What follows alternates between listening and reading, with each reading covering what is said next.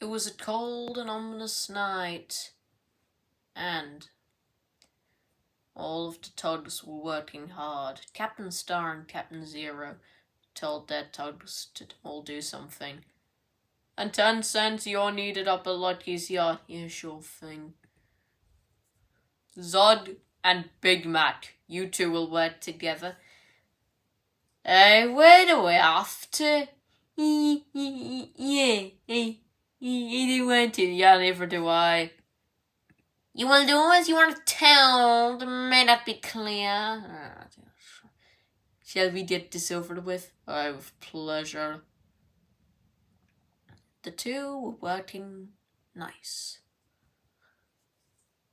It was simple, slow, and yet also kind of mysterious. They had no idea if they were being followed.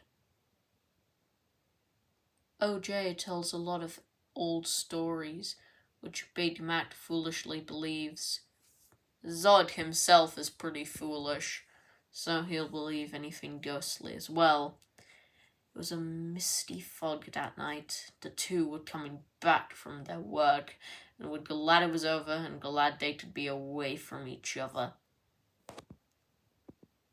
And OJ never went into specifics, but he said he used to work with a tug. Of course, now all paddle tugs are, gone. But this was one he really didn't like to talk about. Not even Captain Star knew what was going on, nor 10 cents, nor Big Mac or Zod. Everything was just mysterious. However, they saw for themselves. The tug, Old Jimbo. Who are you? Who are you? You do me. They said, you do. I hear someone wants to know my tale. Big Mac and Zod looked at each other, and then back at Old Jimbo. Who are you? Zod said bravely. I'm Old Jimbo. I used to teach OJ around. Teach OJ around, snapped in Big Mac. You can't teach an old man. Oh, yes, you can. And maybe I should have listened. I was a figure.